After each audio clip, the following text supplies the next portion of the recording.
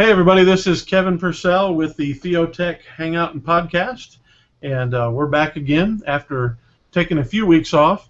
And tonight we're just going to again just talk about church and technology and what that means to us. We've got a number of folks here. We've got the regulars. Antoine Wright is with us. Antoine, what's going on with you, man? I am very sore right now. My back is killing me. Oh, I'm sorry. I'm laughing at you while you're sore. Too many days in a row working out. Right. You play basketball with 6'5" 18-year-olds. It really gets back at you. But I'm also about a week removed from the ICCM conference, so getting back on track with things from that. Yeah, you told us about that last time you went. How'd that go? What is it, first of all, and then? It was good. It was really good. ICCM stands for the International Conference of Computing and Mission, and it's this was the 25th year that this conference has been held in the USA. It's also been held or being held in Europe, Southeast Asia, Australia, Papua New Guinea, and this past April, the first one happened in Kenya, in Nairobi, which is really cool. But basically, this conference is a conference for techies who support missionaries and techies who are missionaries. And it's a chance to build, a chance to refresh, and really for a lot of ministries, a chance for their IT teams to hear what's coming next from people that speak their language. So it's not a lot of filtering that needs to go on. It's pretty much a lot of direct. This is happening in the server world. This is happening in security. This is happening in mobile. Really good stuff. All right, cool. And there is LaRosa Johnson. Tell us, LaRosa, what you've been up to, brother. Not a whole lot's been going on. Just kind of enjoying the summer. Kids are at the grandparents for a few weeks, so enjoying some time one-on-one with the wife, so that's been good. And other than that, just kind of getting acclimated to with the HarperCollins acquisition at Olive Tree and keeping things moving pretty smoothly and just doing what I can to just keep studying and pushing technology and faith and how it fits into my life. So how are the new overlords at Olive Tree with HarperCollins? It's been going very well. It's been going much smoother than the transition that I had with Lifeway and WordSearch. So I'm definitely very encouraged by everything that's going on and looking forward to what's coming down the pipeline in the future. So my denomination, the Southern Baptist Convention, taking over WordSearch was not a terribly wonderful transition. Wasn't the best transition. I'm baiting you there, man. I'm baiting you. Could have been better. Could have been worse. Okay. Well, tonight we have a special guest with us. This is Dr. Joe Miller. He and I kind of came to know one another through the Logos Bible forums, and he's also from More Than Cake, but I think the most important thing that we could put on his resume, or we should see from his resume, is he's famous as a special guest on the Jay Leno Show. That's right. That's right. My wonderful appearance on Tonight Show. Gosh, now, 19 years ago, something like that. Yeah, back when Jay Leno was still around. No. Tell us about that. What was involved with that? Oh, for you guys that don't know, and I have this actually clip on my blog, More Than Cake. If you ever want to go see it, for those of us that know, friends and family, they're always like, hey, we didn't know that. It's funny. But years ago when I came out to California, I was living at the time living in Oklahoma. I came to visit my wife, soon to be, someday to be wife. We were actually meeting, and so kind of what's officially been kind of dubbed our first date. We went, and we ended up getting interviewed in the line, waiting for the Tonight Show, and we ended up getting on the show. Got to sit in his '57 Buick Roadmaster and kind of sit right on the stage in his car the whole show and kind of hang out with him a little bit. So that was kind of a good memory, fun memory. Well, Joe, just tell us a little bit about yourself and what you do and where you're from and all those good kinds of things. Well, yeah. I'll kind of focus just right now on what I'm doing now in terms of as it relates to technology. So folks know I kind of have my hand. I get along with technology. We usually do pretty well together. My wife will attest to the fact that I have special healing powers when it comes to technology. My mother-in-law especially.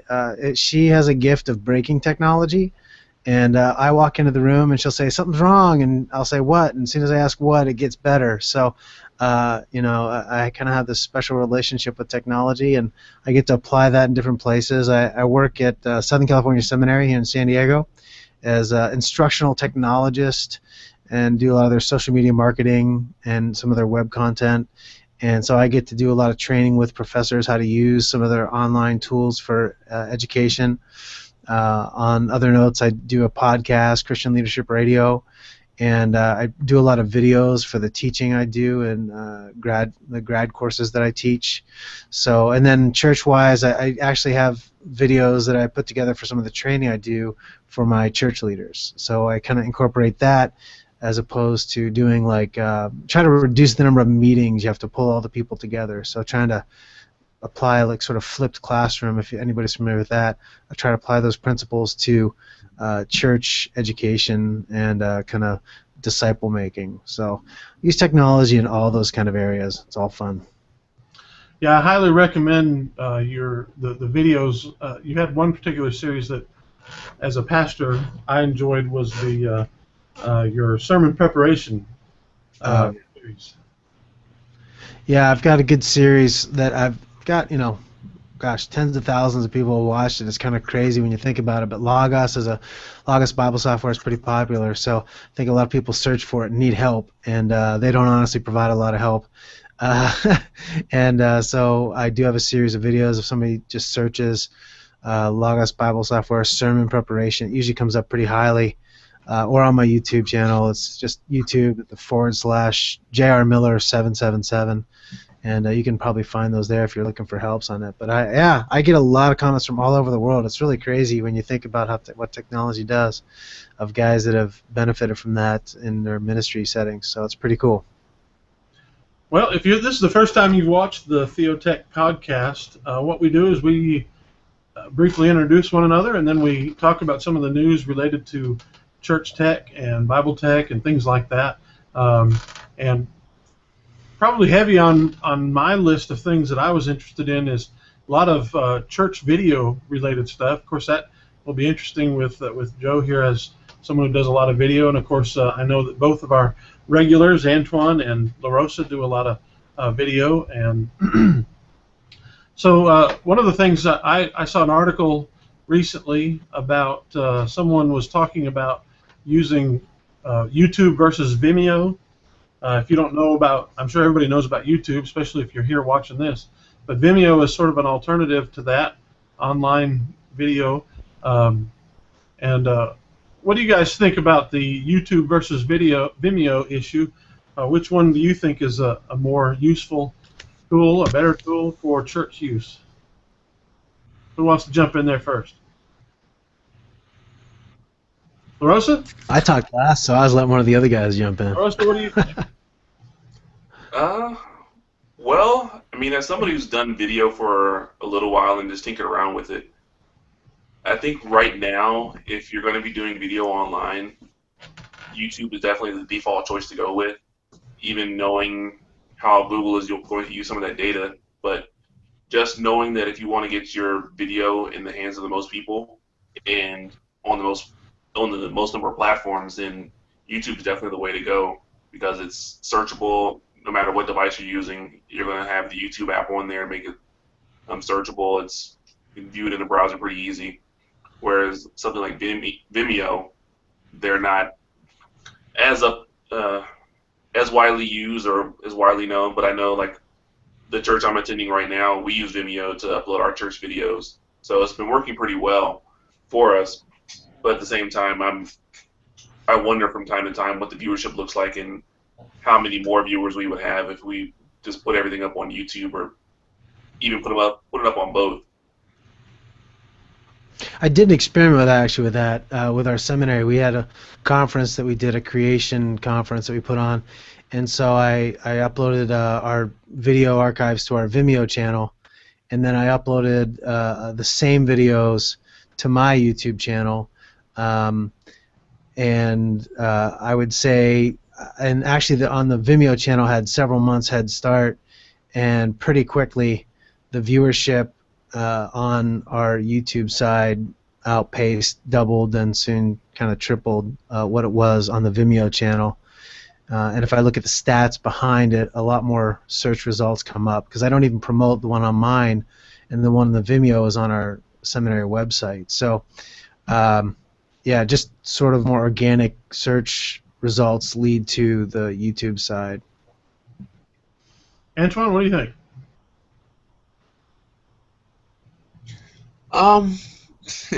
I'm when it comes to video, you go to where people are going to find you and find you easiest. And right now, YouTube is by a country mile the largest, loudest website in the world.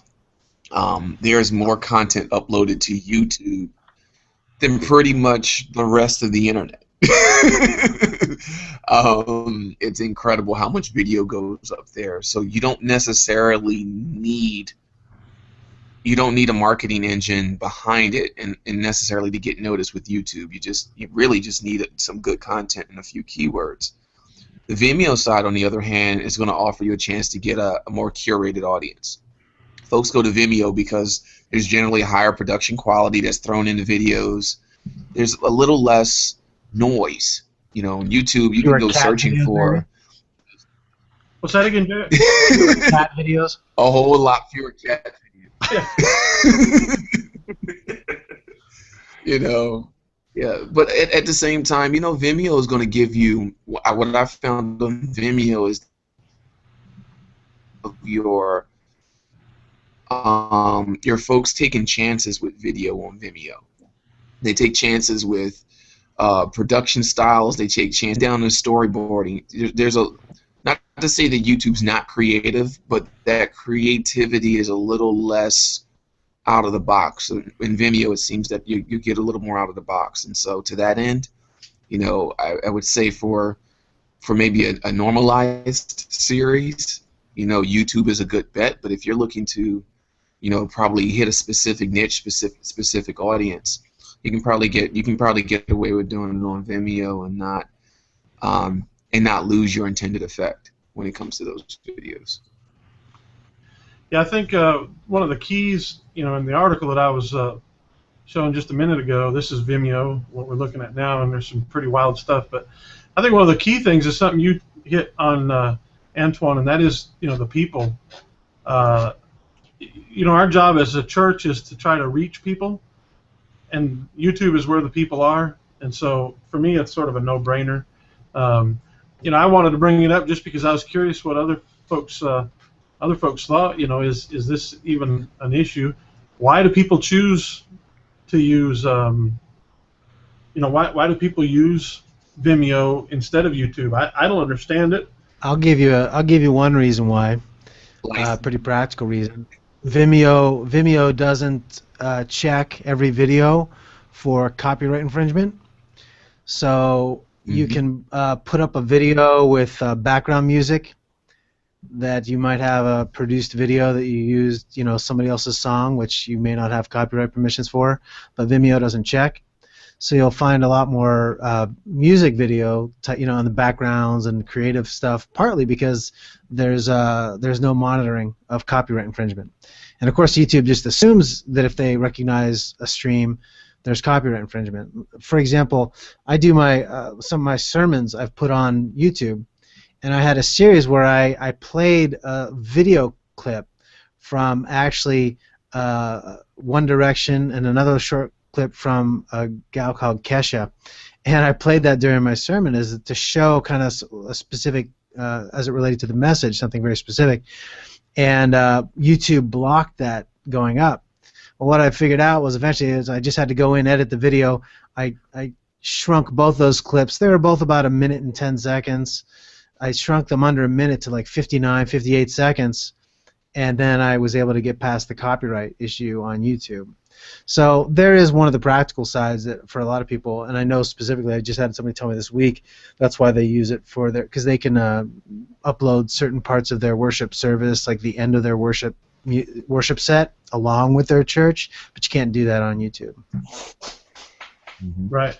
Yeah, we've had a problem as a church in that, you know, when someone uses a performance track to sing a song for special music, and you know, YouTube recognizes the content from the performance track, and what they normally do is they just flag it and say, hey, this has copyright stuff, you know, here's the link, you can go buy that song. So I don't think our church has ever had anything taken down from YouTube because of it, but it depends on the publisher, I think. I think the big pop music, like, because I was using some of those were pop songs, I think those publishing, you know, those recording labels are a lot more just anything, and they're down in a second. Right. Were you going to chime in there, La Rosa? No. Oh, I thought I heard Totally you say... depends on the publisher. Even actually, when I was on the Tonight Show, that video that I have of me on the Tonight Show, for years I couldn't get that on YouTube, and I had it on Vimeo. What I finally realized this about a year ago was because part of the video clip, Davy Jones from the Monkees was on there, and he sang, you know, "Cheer Up, Sleepy Jean," and my wife and I were in a lot of the edits of that song.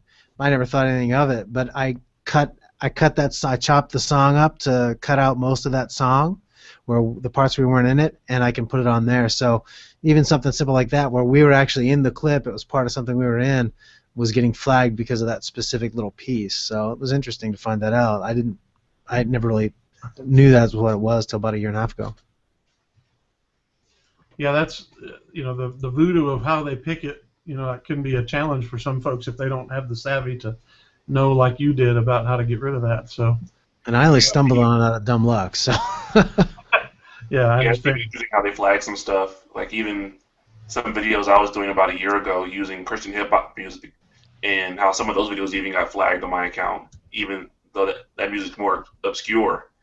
That even some of that stuff is getting flagged, and even though I have permission to use all of it, and it's still got flagged, and I had to go through all kinds of hoops with YouTube just to get it cleared and show them that I had indeed rights to use all this stuff. Yeah. The good part about that, though, is that if you have your own content up, there's a little bit more protection from some of your own content. Like you can, you know, if you find something that matches it, they'll protect your stuff too. So it's a trade-off, I suppose. Yeah. Well, I think we've hit that one. Is there an important news item, something that you guys are keyed in on that you wanted to cover tonight? Anybody? Yeah, man. Last time we talked a little bit about, you know, some of the responsibility we have as believers, and especially as leaders, to you know, not make an idol out of technology. And I thought it really interesting on Sunday how the news came out. There was a scientific journal that came out that Facebook's researchers had published, where they essentially, the analysis of the report was basically that 680-some-thousand people's posts were manipulated to see if these researchers could use a Facebook post to manipulate somebody's emotional response. So, you know, there are 1.2 billion active users of Facebook, so half of the active user base of Facebook was used for a large experiment that a lot of folks didn't agree to.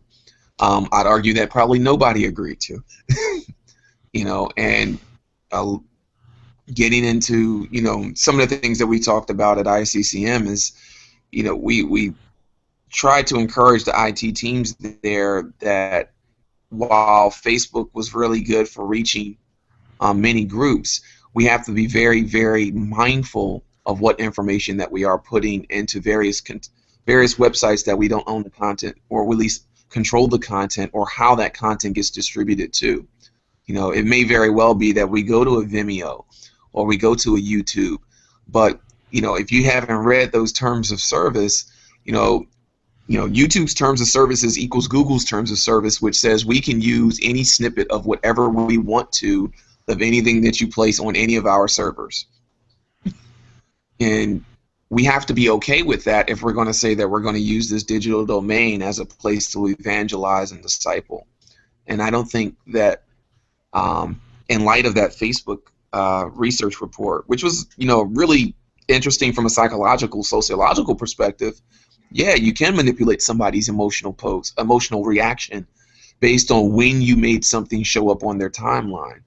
That's interesting, but at the same time, that's wow, how many things are we allowing ourselves to be manipulated by that we may have not read the small print about?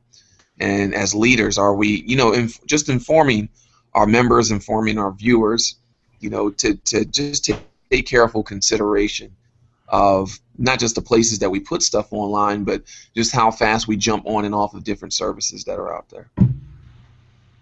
Rosa? Yeah, I definitely agree with that. I was thinking along those same lines, just like with the whole decision with Ariel earlier this week, or was it last week, and how they're being affected and how that's going to play as far as copyright goes and public broadcasts of material, and how that's going to play as far as the church, especially those who don't have a CCLI license or are using it the way they should be, and how all that's going to play into the realm of technology and how we're stewarding ourselves and making sure that we're doing well, make sure that everything we're doing is on the up and up, and legal is making sure that churches aren't being hit with lawsuits because they're playing material that they shouldn't be. Mm-hmm. Yeah, I think that's one of the things. I sort of have a nightmare scenario in that, we have a CCLI license, but we don't report as well as we should or anything. I had this nightmare that for some strange reason, one of my church services is going to go viral, probably for a bad reason if it'll happen. If it's a church, it's usually going to be because, the world wants to make a fool out of me or something. And then, they'll find something that we just innocently were using, not really thinking about it, and, end up having the lawsuits of the world coming down upon us. And we're not a big church. I don't pastor a very large church, and so I try to do what I can to keep our church, what's the term for it, compliant with those kinds of things. But this whole copyright issue is really in the church, I think, is a real serious problem because, I have church members that, they're sharing stuff illegally, and when I suggest it to them, you're really not supposed to do that. They're like, oh well, and I was like, no, really, we're not supposed to violate this kind of a copyright. That's a moral and ethical issue more than it is a legal issue, and we're the church. We're supposed to be above the fray when those kinds of things. But so many people have such a laissez-faire attitude about it. I remember, this gets back to my early days of Bible software. I had a pastor friend who had PC Study Bible, and he said, "What do you use to study the Bible with on your computer?" And I told him I had Quick Verse and all this kind of stuff.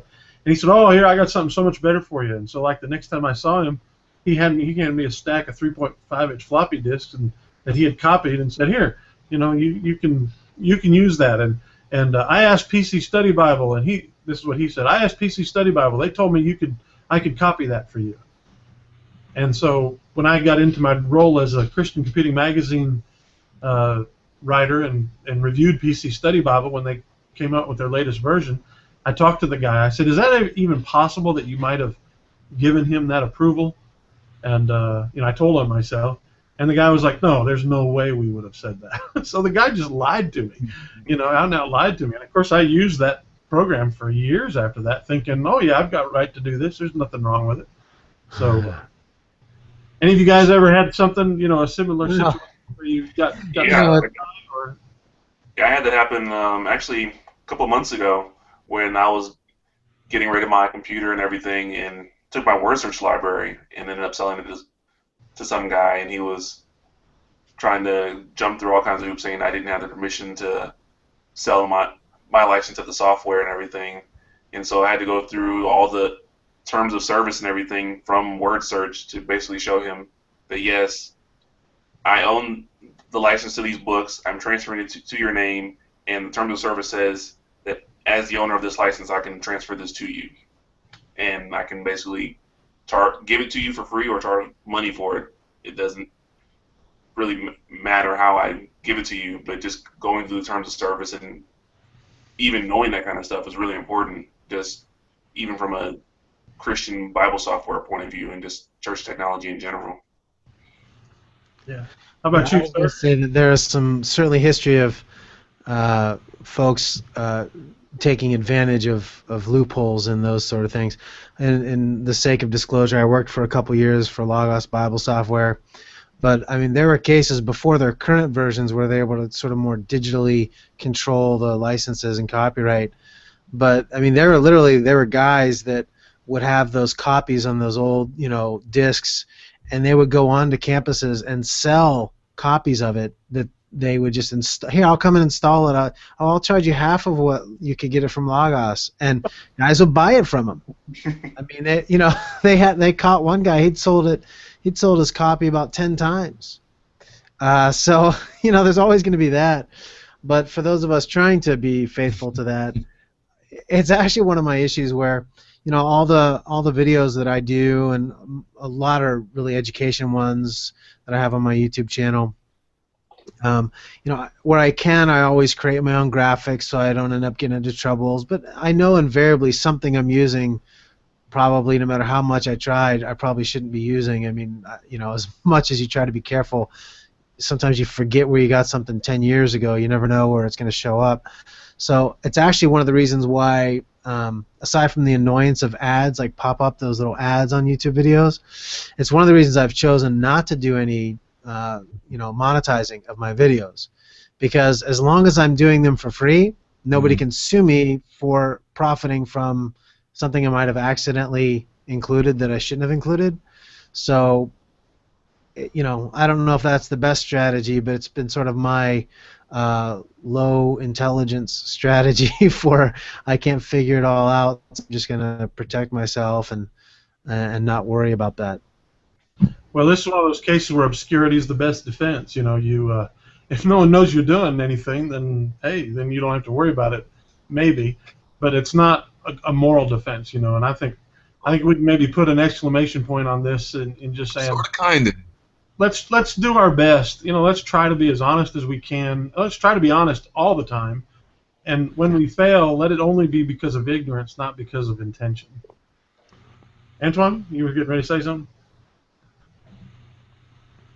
Well, I'm gonna probably throw the lid on that one right now. There's actually because this is something that we've dealt with on the mobile ministry side for a number of years now. Oh God, it's been half a decade at least of trying to get publishers to open up their licenses so that Bibles can be freely distributed without DRM and a few other pieces of niggles to them. But there's a ministry and production organization called Distant Shores Media, and I'll be sure to put that note in the show notes. But they've actually done a guide to help publishers. So that's everybody from the small pastor all the way up to the large media organization have a general understanding, because it's honestly a legal tar pit. It's fun reading if you like to read legal stuff, though. But they've done a really decent job of getting people to the point of having just enough knowledge about what's good to share and what's not good to share. When is it good? When is it not good? It's not quite layperson reading, but it's definitely leadership reading, and that way we're not in that area of obscurity and ignorance. Unfortunately, when it came to mobile ministry and teaching ministers how to pass scriptures from one phone to another using an SD card, that's one of the issues that we had to solve. And thankfully, we had a few folks. We were good enough to read the legal documentation and open up the discussion, and had some lawyers walk through and not put too much legalese to it, so that you can get some kind of documentation that helps you along the way. But obscurity is totally not the policy that we've endorsed, and mainly because it's really too hard to trace. Well, it's too hard to trace what can be done or what has been done, what has been shared, and it's also too hard to not see where something's going to hit you down the line. So, yeah, I think I hope I didn't give anybody the impression. I don't think I did, but that it's okay as long as no one knows you're doing it. I'm not saying that at all. In fact, the opposite. But going from Antoine there, our mobile ministry magazine man, the guy that ran a server on his phone for years. Let's move into the mobile area, and one of the things that I saw this past week was a good article on votivepraise.com. I don't know if any of you have ever seen that blog. It's about worship and that sort of thing, and they had a list of 8 great Android apps for worship leaders. Have any of you ever done worship leading as a ministry? I stopped doing worship leading as a ministry. Totally. That was my way of ministering to others by not leading worship. So, so you're one of those that we'd like to hear you do a solo. You can't hear it. Is that kind of thing? Is that? Yeah, years ago I did a little bit for one of the youth groups I was in, and then as a public service I stopped. Yeah, well, thank you. We all appreciate it. Yeah. Well, look, I've got the website here. It just gives these 8 top mobile apps for worship leaders, and I know on church, Theotek, we're often very Bible focused, and I don't want to be that way. I'd like this to be general for all church people involved in technology, and so I thought I'd bring this in. Votivepraise.com. I guess if you just search for 8 top Bible apps for worship leaders, songwriters, and musicians, which is what it says right here. But if any of you used any of these, you can see these. One of them is called Go Tandem, and Track Pro Wave Player, or Multi-Track Pro Wave Player, and Guitar Tuner. Does anybody play guitar? Not me. I can't play a lick, and that's a good thing. The tuners are cool, though. I do like the tuners. The digital tuners are sweet. Yeah, my son played a little bit and used his phone to try to do that. But I just want to bring that out and show that to folks. These are some possible useful things that you might be able to take use of if you are a worship leader and use an Android device, as I do. I've got the Galaxy Note 3 and love that one. So anyway, any of you guys got a tip or something you want to share as we kind of wind this thing down tonight? I'd add to the worship thing is, and I say this for pastors on the preaching side, on the worship side, and I'll say this probably because I may go against the grain on this or the expectations, is I'm a bit more of a closer to the Luddite side of the spectrum when it comes to tech in worship. I think sometimes we include it just for the sake of including it and say we can.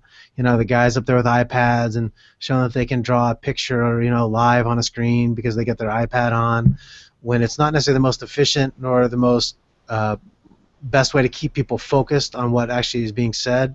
So I am sort of a minimalist when it comes to tech in the service, only because it's often used poorly, and it's often more of a distraction, or if it's guys using it because they think it makes them look cool or they'll be hip, as opposed to actually, serving a specific purpose to reach an end goal. If it does that, I'm all for it. So my only tip on all that stuff is use it if you have a real reason for it, if it's going to advance the message, if it's going to advance the worship.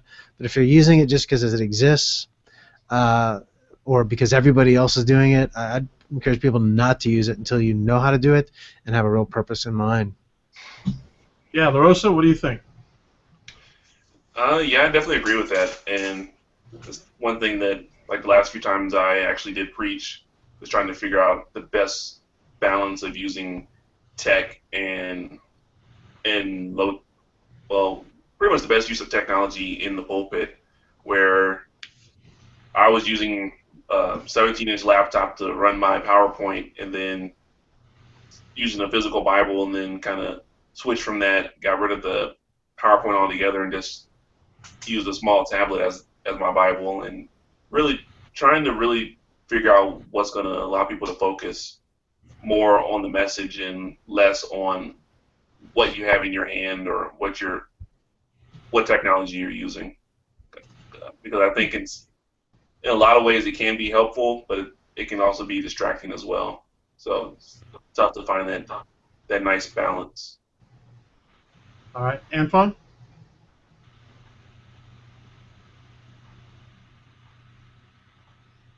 He's thinking hard about it. I guess maybe his screen's a little bit frozen there. Well, let me chime in with something while we see if we can get Antoine back. This actually is I don't want to toot my own horn or pat myself on the back, but this is the area where I did my doctoral dissertation for Gordon Conwell Theological Seminary. Was using having a little technology. connectivity moments here. That's all right. Using technology and multimedia, and my motive for it was because I was using it poorly, and I was putting people to sleep in my church services, and so I did a lot of research. And I think you're right, Dr. Miller, because you said that. Well, don't ever do that again. What's that?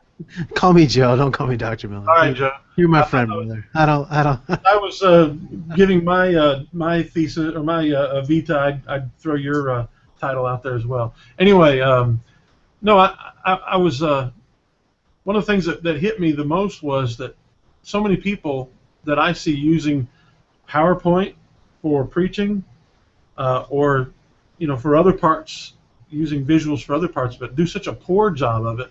I'll recommend a couple of guys. Len Wilson is one of the names, and I'm trying to remember his partner that they wrote a book. But anyway, search for Len Wilson, and you'll find a lot of great content on using multimedia in worship. And one of their thesis in a couple of the books that I looked at was we're trying to show the glory of God to people in worship. We're trying to expose them to the glory of God, and then you use these ugly PowerPoint, themes and templates and stuff like that, and you fill it with words, and it just looks ugly, and lots of terrible transitions and all of that kind of stuff. And so, I think you're right. We need to maybe reduce some of that in worship. But I do think there's a real possible usefulness for it. Every year, our church does a cantata, a Christmas cantata, like a lot of traditional churches do. And one of the ways that we spiced it up was putting some visuals behind it. And I'm always involved in that. And sometimes those songs can have some really powerful messages when you put just the right video clip behind it. Pictures from the Nativity movie being shown in the background. Legally gotten from clip sites that on the internet that get copyright for churches to be able to do this kind of thing, and I thought it was pretty powerful, and people afterwards said it was a moving thing. So I'm not a minimalist like you are, Joe, but I do think that if we're not going to use it the right way, we need to be more minimalist. All right, back to you, Antoine, since you were frozen for a second there. What do you think, brother? I got more than frozen. Got totally knocked offline. That's what I get from not being a minimalist, I guess. I tend to push the envelope. Actually, I do more than push the envelope. I push the paper, the letterbox, and everything else when I speak. And generally because I usually see the use of our devices in the midst of a service really being used to replace metaphors or replace things that we're associated with. I think digital devices should be used in digital first manners, and if in doing so, that usually means you end up with something a little more interactive, something that may bend the creativity bent a little bit more. It's not so much a presentation as much as it is an interaction.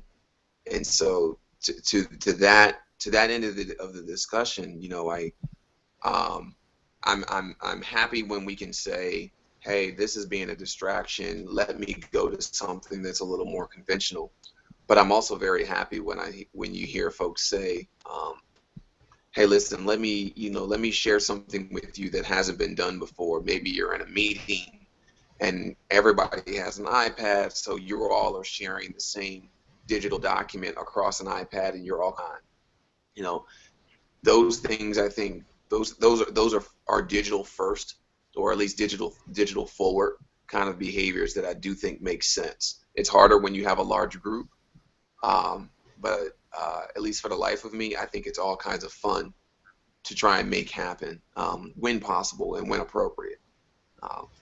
Maybe not in the daily sermon, but definitely for a Bible study. Right. I'm looking for an article that I wrote recently, about doing presentations, and I know you were talking about not making it just presentation, but at the same time, that's something that we can do, and so if you go to gottabemobile.com and just search for awesome presentations, title wasn't mine, you'll find that. But all right, anybody else got a tip or something they want to share here coming to the end? I forgot to move the camera off for you, Antoine. So you got a little tip or something you want to share, a recommendation here at the end? Sure. Biggest tip, if you're going to be a minister that uses digital, whether that's PowerPoint or Excel or whatever, get the most out of it. Before you upgrade, before you move to the next thing, get the most out of whatever or service or device that you're using. Use it for what it's worth. Don't just get the latest thing to get the latest thing. Make sure it fits, and then use it for what it's worth. Break the battery if it means you're going to break the battery to figure out everything that smartphone can do. But get it for all, use it for all it's worth. Figure out what's appropriate, what's not, and then create God moments for folks. Good point, Joe. I saw you nodding your head. You want to chime in there? I totally agree. It's like that's kind of one of the things I think that resonates close to what I was mentioning before too. Is like, people that just get the latest thing to get it because they think having that makes them a cooler preacher or more somehow, like young people will love me now or whatever their mentality is, but they don't know how to use it properly or they don't use it to the best of what it's capable of. So yeah, I think that right there is, if we can just settle that, if guys would stop just using stuff to use it, but learn how to do it right before you take it out and look foolish in front of others. That would be a good thing. And here's one little tiny tip with that. If you're using an iPad for preaching, real little thing is like, some people will hold it like they do a book or their piece of paper, and they'll have it in their hand and they'll move it back and forth and say, here in my Bible, or they'll face it forward, or even by accident face it the other way. Things have rotating screens on them, and they do that stuff. And it's really distracting if you're trying to watch somebody speak, and all of a sudden there's things in their hands that are flashing and doing weird stuff. That's a massive no-no in public speaking, presentations, any environment, let alone when you're trying to encourage people to focus on what you're saying, and the stuff in your hands is distracting them. Just sort of a little thing. Pay attention to those subtle details. It does make a huge difference. I want to reiterate that. Leave it on the lectern, guys, and then bring your Bible into the pulpit. If for no other reason than it is a symbol to the congregation of authority, and maybe people don't like that, the idea of using it that way, but I don't think there's a problem with that. It's a symbol of authority, and so I bring my Bible, and when I do the actual reading of the text, I try to read it out of my Bible, and then of course I paste in my, the verse. I want to quote from this verse under this point, so I'll paste it in my iPad, or in my document that I'm reading on the iPad. But Joe's so right. That's such a distraction. Leave it on the lectern. They know you got an iPad. You don't have to brag and talk about how cool you are or anything like that. So, Antoine, LaRosa, you're the guy who's got the Chromebook only. So if anybody has got some authority on, don't use it just because you got it. You're going super minimalist on the Chromebook side here. So what do you think? Hey man, he copied me with the Chromebook. Hold on, he copied me with that. Yeah, I'm just taking Antoine's cue there. Yeah, that was Antoine there talking about the Chromebook thing. So I'm a Chromebook owner as well. I can't afford all the fancy technology like you rich guys can, so I don't even worry. No, $200 Chromebook that I've got. It's totally the cheap one. What's that? Yeah. Go ahead, LaRosa. I was just thinking, a couple articles I've seen within the past week since Google I/O is that now there's this big argument of now it's time to choose your platform, choose iOS or Android, and kind of go all in with one or the other. And I'm just thinking from a church standpoint and from a kingdom of God, we kind of need to remain platform agnostic in a sense, knowing that there are going to be people in our congregation that are using one or the other. So, to the best of our ability, making sure that we're using tools that all of our congregation can use, such as something like Olive Tree or Logos, where those companies are working hard to make software that runs on all the major platforms, and making sure that we're promoting those kind of things and making sure that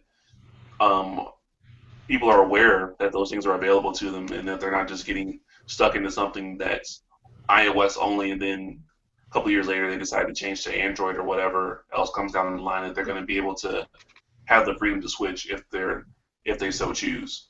That we're making ourselves aware first and foremost, and then making others aware so that they're not necessarily locked in and then losing content down the line if indeed they do want to switch. Cool, thank you. That's a great tip. I want to sort of end this by sharing something that's I don't know, a bit of a concern of mine, and that is our brothers, you know, and while not everybody might agree with it, sisters in pastoral ministry are struggling these days. They're having a real hard time. And Church Tech Today recently did this infographic about pastors in crisis, and I want to recommend that you go get a look at it over at Church Tech Today. Just search for Pastoral Crisis Ministry Burnout, and they did a really nice infographic about, you know, people and struggling in ministry, leaving the ministry, and how quickly that's going on. And guys, if you're in the ministry, understand there's two rules that someone taught me early on.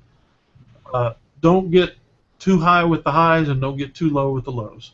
One of the things I struggled with in learning, you know, when someone in your church comes to complain, you know, even if they're trying to boot you out. I just had a friend recently who was fired from the ministry of a sister church nearby. You know, even if it feels that bad, you still have the Creator of the world, the God who owns the cattle on 1,000 hills, in your corner and working for you. And so don't quit, don't give up, unless, you know, maybe God's calling you to a new direction of ministry, but don't give up on the ministry. And it just really is heartbreaking to see how many people now are jumping out and giving up on it. And so I guess I'm just trying to say, you know, if I could, I'd love to be able to go out to every pastor who's hurting right now, and there's so many of us that probably fit that bill. I wish I could, you know, go and take you out to lunch and sit down with you and just say, hey, you're in this with us. We're working together as a team, guys, and don't quit on us. We want to use, or we want God to be able to use you and your talents and your ministries to really do an awful lot. My friend that got fired from his church, I'm taking a week of vacation, so he's going to preach for me this Sunday. You know, and we need to bind each other up and bear each other up. And whether you're a pastor like I am, or, you know, in educational ministry like Joe, or working in the ministry of helping people with Bible software like LaRosa, or you're helping the technology world, especially on the mobile side, like Antoine, you know, don't give up on it, guys. We love you. God loves you. And we're all going to get through on this together. Any of you guys want to say something about that? Antoine? That's good. All right, man. No, that's good. Is he taking a nap now? It looks like it. Laying down on the job, dude. Time must be over.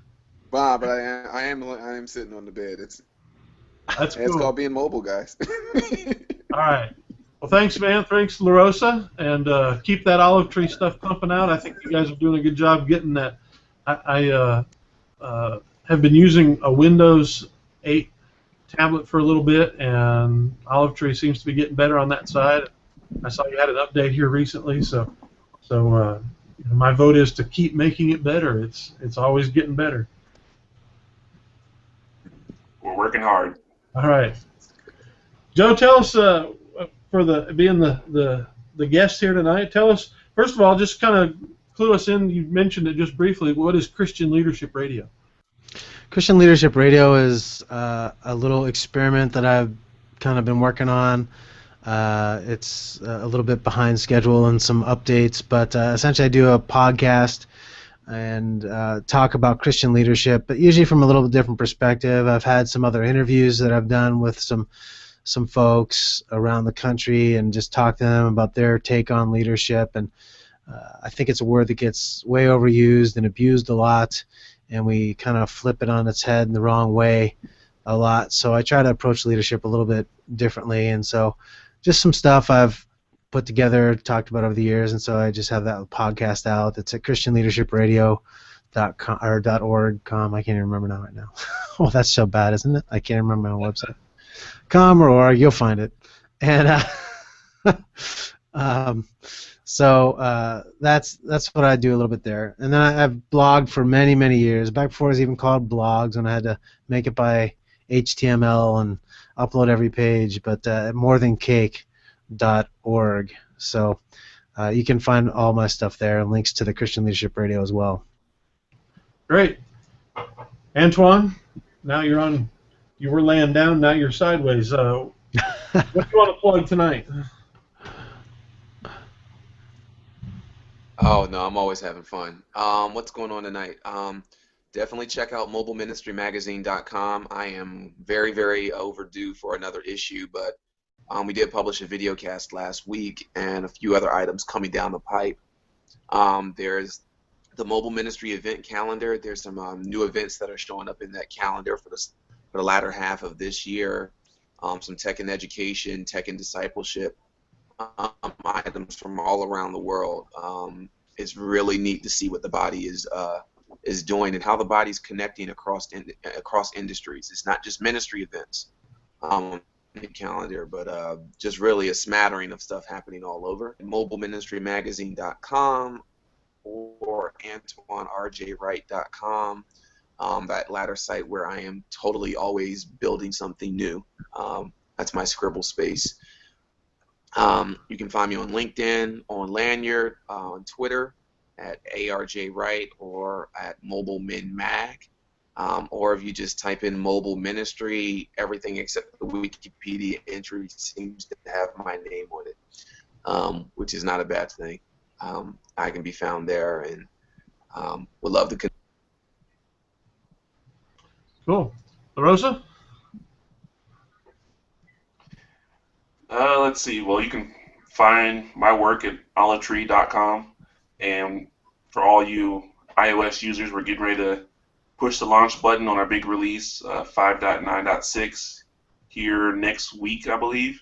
So next week is going to hit pretty much all of our iOS users, and it's going to be a really big update. So looking forward to that and all the 2 years of hard work that's gone into it. And as far as finding me, you can find me at urban-scholar.com, and that's pretty much got links to everywhere else you can find me online, as far as Facebook, Google+, Twitter, and anywhere else I peruse the internet. Sounds good. Well, my spot on the internet is kevinpurcell.org or kp.ly if you want to use the short one. And I've also got a number of things up on gottabemobile.com and notebooks.com. And so I'll just leave it all at that. But hey, guys, it's been great chatting with you. We've really enjoyed having Dr. Joe Miller with us tonight. We really appreciate you joining us. Hopefully you'll have had a good experience and maybe want to come back sometime and join us. Thanks, brother. Appreciate the invite. It was good hanging out with you guys, get to know you a little bit. All right, great. Thank you. That's Theotek Podcast and Hangout signing off. Good night.